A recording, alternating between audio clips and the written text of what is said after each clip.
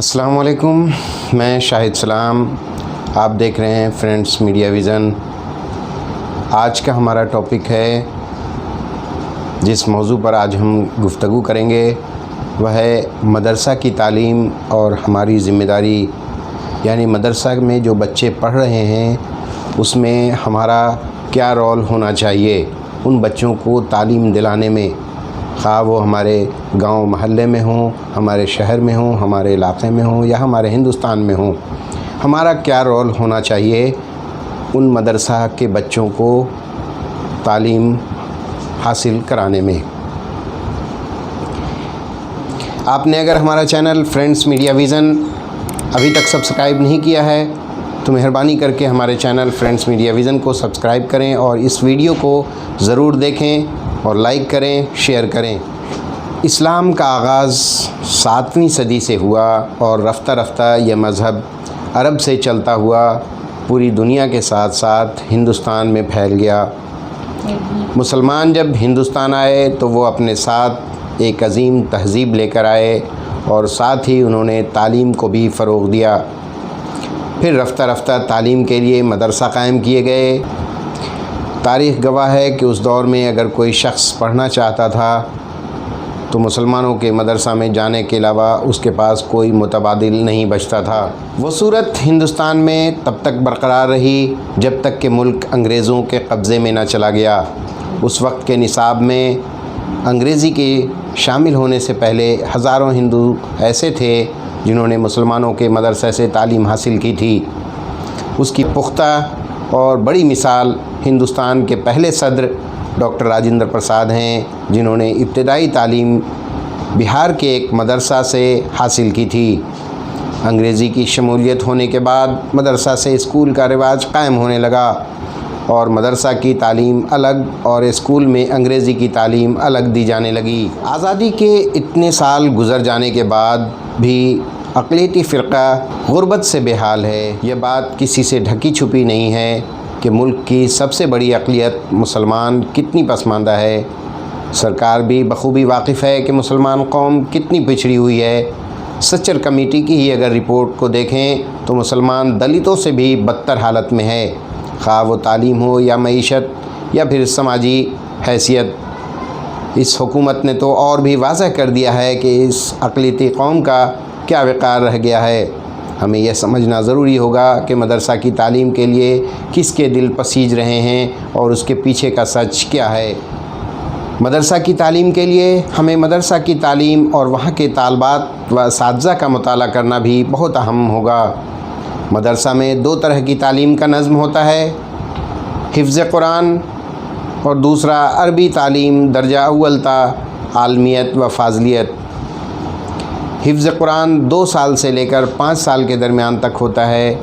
एक अंदाज़ा के मुताबिक 15 साल के लड़के हिफ्ज़ मुकम्मल कर लेते हैं। उसके बाद तकरीबन 80% बच्चे अपनी तालीम को मुकम्मल समझते हैं। इसमें उनकी मजबूरी समझें या उनके घर वाले उनकी पढ़ाई का बोझ न उठा पाते हों या फिर वो अपने आप को ज़हनी तौर पर इतना थका हुआ महसूस करते हैं कि वो अपनी पढ़ाई छोड़कर छोटे मोटे कारोबार या कोई हुनर सीखने में लग जाते हैं और उसे वो अपना मुस्तक़बिल समझ बैठते हैं। 15 से 20% बच्चे कुरान हिफ्ज़ करने के बाद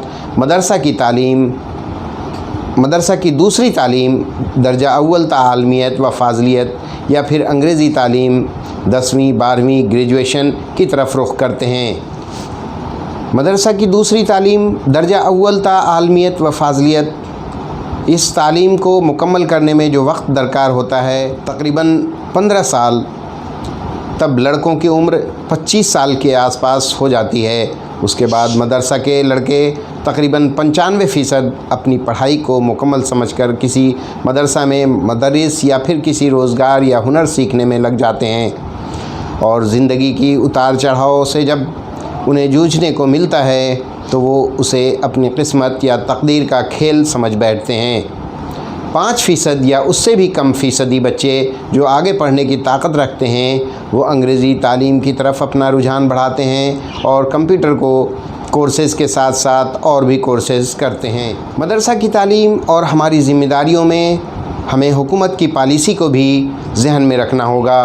हुकूमत चाहती है कि अक़लियती फ़िरक़ा का एक ख़ास तबका जो मदरसा की तालीम हासिल करने में लगा हुआ है वो आज के कंप्यूटराइजेशन के दौर में पीछे न रह जाए और वो भी समाज व माशरा में वही रोल अदा करे जैसा कि दूसरे अंग्रेज़ी तालिब इल्म अपने तालीम का मुज़ाहरा करते रहे हैं। उन्हीं के साथ वो भी कदम से कदम मिलाकर समाज व मुल्क की तरक्की में आगे आए। अब गौर करने की बात यह है कि हुकूमत क्या अक़लियती तबका के लिए 100% ऐसा सोच रखती है, या फिर उसकी सोच कहीं इस तरफ तो नहीं कि वो अरबी व मदरसा की तालीम के बच्चे को कंप्यूटराइजेशन का झांसा देकर उनके असल दीनी तालीम को वरगलाना चाहती है। तालिब इल्म के फ़राइज़ को भी हमें समझना ज़रूरी है। उन हालात में जब तालिब इल्म का अवलीन फ़रीज़ा यह है कि वो इल्म की सच्ची तलब, लगन, जुस्तजू और शौक़ रखते हुए हुसूल इल्म के लिए कोई कसर न छोड़े। उसे इस बात का शऊर और इदराक होना चाहिए कि इल्म से ही शर्फ़ इंसानियत है।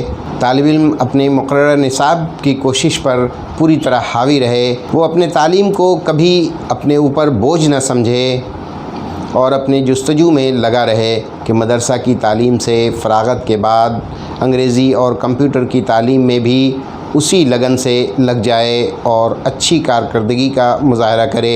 हमें वालिदैन और उस्ताज़ के फ़राइज़ को भी ज़हन में रखना चाहिए। यह कहना गलत न होगा कि एक अच्छे तालिब इल्म का सबसे अच्छा दोस्त उसके वालिदैन उस्ताज़ होते हैं। वो तालिब इल्म के जितने फ़राइज़ हैं उन्हें परवान चढ़ाने में दिन रात एक करते हैं।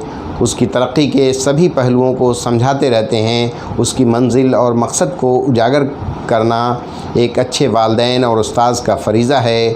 हर मुमकिन कोशिश तक बच्चों को घरेलू ज़िम्मेदारियों से दूर रखने की कोशिश करना चाहिए और गाहे बगाहे तालिब इल्म की सोच और उनके ऊपर आयद ज़िम्मेदारियों पर बहस करनी चाहिए ताकि उनकी हिम्मत अफजाई होती रहे। अच्छी कारकर्दगी और बेहतर कारनामा अंजाम देने में वालिदैन उस्ताज़ का बहुत बड़ा हाथ होता है। इस बात से कभी इनकार नहीं किया जा सकता कि अगर आप अच्छी सोच रखते हैं, आप माशरा को अच्छा देखना चाहते हैं, तालीमी निज़ाम को बेहतर बनाना चाहते हैं, आपके बच्चे अच्छा करें, अगर ये कसक आपके दिल में है तो आप आज ही अहद करें कि आधी रोटी खाएंगे मगर अपने बच्चों को अच्छी तालीम दिलाएंगे। आज माशरा में हाल ये है कि जो बच्चा नहीं पढ़ना चाहता है, ज़हनी तौर पर कमज़ोर है या जिस्मानी सलाहियत उसकी इतनी अच्छी नहीं है, तो ऐसे बच्चों को लोग मदरसा में डाल देते हैं। वहीं पर दूसरे बच्चे अंग्रेज़ी तालीम हासिल कराने में हज़ारों लाखों के सालाना ख़र्च वालिदैन उठाते हैं। ज़रा सोचें कि एक भाई दूसरे भाई को देखकर अपने जहन में किन ख़यालात को लाता होगा। अगर आपके पास 2 या 4 बच्चे हैं तो बराबर का ख़याल रखा करें। उन लोगों को अल्लाह के यहाँ जवाब देना होगा जो वालिदैन अपने बच्चों में बराबरी का हक़ अदा नहीं कर सकते। मदरसे की तालीम में माशरे व NGOs का किरदार हमें ज़रूर याद रखना चाहिए कि हमारा जो माशरा है वो कैसा है और हमारे जो आसपास में जो NGOs हैं जो एजुकेशन के ऊपर काम कर रहे हैं उनका क्या किरदार है हमारे बच्चों को तालीम दिलाने में। हमारा माशरा कितना कमज़ोर है, उसकी कमज़ोरी की वजह क्या है, इस बहस में हम ना ही पढ़ें तो अच्छा होगा। इसलिए कि मुस्लिम माशरा को तबाह व बर्बाद करने में हमारा अपना ही रोल रहा है, हमारे अपने ही हाथ रहे हैं, हमारा अपना ही दामन दागदार नज़र आएगा। तो हम जिस जगह या जिस समाज में रहते हैं, जिन माशरा में हमारा दिन रात का उठना बैठना है, अपने आसपास अपने रिश्तेदार अपने पड़ोसी की तालीम की जद्दोजहद में हमने क्या रोल अदा किया, ज़रा सोचें।